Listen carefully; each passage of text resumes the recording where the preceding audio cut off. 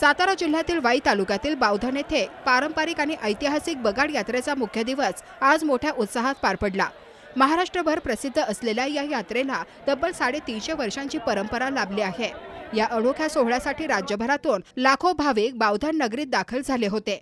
काशीनाथाच्या चांगभलेच्या जयघोषात संपूर्ण बावधन नगरी दुमदुमून गेली। यात्रेचे मुख्य आकर्षण असणारा तब्बल 50 फूट उंच भव्य बगाड गावातील ताकदवान बैलांच्या मदतीने बावधन गावातून सुमारे 5 किलोमीटर अंतरावरील सोनेश्वर मंदिरापर्यंत ओढण्यात आला। हजारो भाविकांच्या जल्लोषात आणि पारंपरिक उत्साहात हा थरारक सोहळा पार पडला। शेकडो वर्षांची परंपरा जपणाऱ्या या यात्रेला दरवर्षी भाविक आणि पर्यटकांची मोठी गर्दी होत असते। यावर्षी बगाड्या होण्याचा मान विठ्ठल कदम यांना मिळाला। हजारो भाविकांच्या उपस्थितीत भक्ती, परंपरा आणि उत्साहाचा अनोखा संगम बावधन नगरीत पाहायला मिळाला।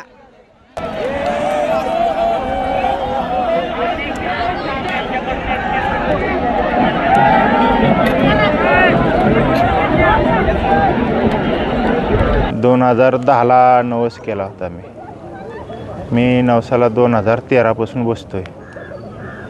2026ला माझा नवस पूर्ण म्हणजे प्रसाद मिळाला आहे मला। भैरवनाथाची यात्रा होळी पौर्णिमे दिवशी देवाला कवल लावून सुरू होते। रात्री 12 वाजता भैरवनाथांना कवल लावल्यानंतर जो बगाड्या आहे तो निश्चित होतो। तो बगाड्याचा यंदाचा मान विठ्ठल कदम यांना मिळालेला आहे। त्यानंतर मान मिळाल्यानंतर जे गावातील आपले देवदेवता आहेत त्यांची 5 दिवस सेवा केली जाते। चतुर्थी दिवशी भैरवनाथांचं दुपारी लग्न लागतं। रात्री 9 वाजता भैरवनाथ आई जोगेश्वरीचा शाही छबिना निघतो। त्यानंतर पंचमी दिवशी कृष्णाकाठी सोनेश्वर या ठिकाणी सकाळी विधियुक्त पूजा होती, देवाची होती, बगाड्याची होती। त्यानंतर बगाड्या टांगला जातो आणि गावाच्या दिशेने बैलांच्या साहाय्याने ओढत नेला जातो।